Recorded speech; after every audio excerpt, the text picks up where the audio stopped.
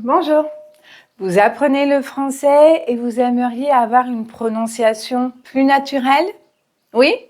Alors, dans cette vidéo, on va voir quelques règles de la prononciation française qui vous aideront à parler plus clairement, à gagner en confiance et surtout à être mieux compris par les francophones. Alors, installez-vous confortablement et c'est parti! Tout d'abord, première règle, c'est oublier la dernière lettre. En fait, en français, souvent, on n'entend pas la dernière lettre d'un mot, notamment quand c'est une consonne. Écoutez. Petit, grand, français. Vous remarquez que je ne prononce ni le T, ni le D, ni le S. Voici d'autres exemples. Beaucoup, on n'entend pas le P. Paris, on n'entend pas le S. Vert, on n'entend pas le T. D'accord? Dans tous ces mots, la dernière lettre, qui est une consonne, est silencieuse. Alors bien sûr, vous savez qu'en français, il y a des règles et des exceptions.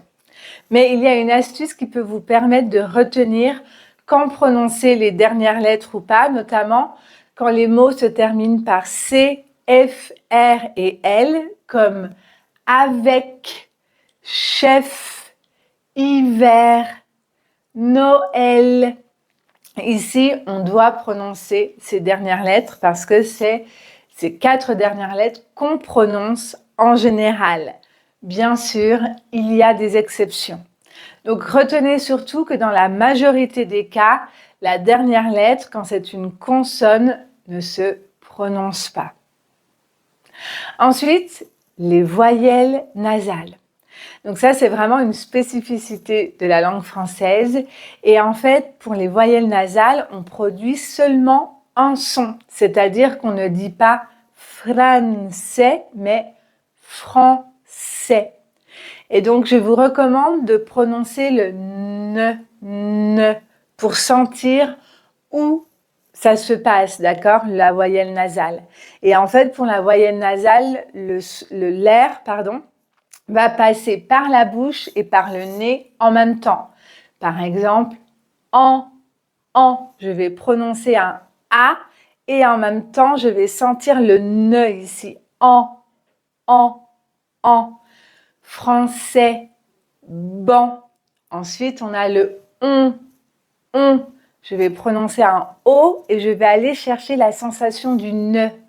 On, son, ton. Ensuite, un, donc I, j'ouvre un peu plus. Un, fin, pain. Et le un qui est très proche mais différent, comme dans parfum, brun, d'accord? Donc, il y a beaucoup d'apprenants qui ont du mal à différencier le 1 et le 1, c'est tout à fait normal. Avec du temps, de l'écoute et de la pratique, vous allez voir, vous allez bien voir la différence, justement. Ensuite, il y a des sons qui posent problème parce qu'ils sont très similaires. Par exemple, le OU et le U. Écoutez, tout, tu, route, rue, d'accord?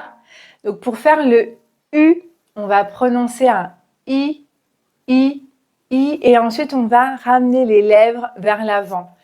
I, U, ou, U. Deuxième différence, le E qui est un E fermé et le E qui est un E ouvert. Et comme dans café, été, et est comme dans père, mère. D'accord? Il y a beaucoup de est en français. Prochaine, semaine. Ensuite, on a le son E.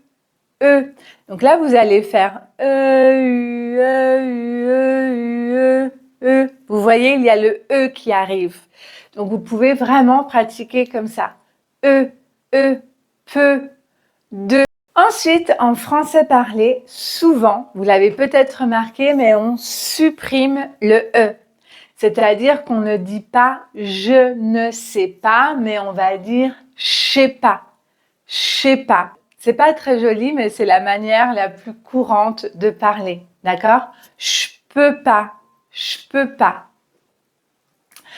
Ensuite, très souvent, le R français est difficile parce qu'en anglais, il se prononce avec la langue à l'avant de la bouche. Mais en français, c'est à l'arrière de la gorge, d'accord? Comme par exemple, rue, rouge, trait, Paris. Surtout, ne forcez pas le son. Un R léger est beaucoup plus naturel qu'un R exagéré.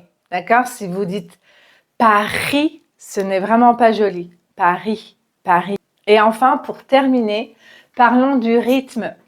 Le français, c'est une langue qui est syllabique, c'est-à-dire qu'on ne prononce pas chaque mot séparément, mais on va prononcer chaque mot par groupe rythmique. Par exemple, demain, il ne travaille pas car il a posé un jour de congé. D'accord? C'est vraiment par groupe rythmique que l'on va. Je vous recommande de pratiquer votre rythme, votre intonation et aussi d'identifier quels sont les sons difficiles pour vous en français. Le français est constitué de 35 sons spécifiques. C'est important de savoir quels sont les sons qui sont difficiles pour vous ou non, et ensuite de travailler ces sons-là. Donc, comme on a vu dans la vidéo, en général, les sons difficiles en français sont le U, le RE, le E, le ON, le IN, le AN, toutes les voyelles nasales, peut-être parfois le E, même si vous arrivez bien à le prononcer, mais parfois ce n'est pas assez ouvert.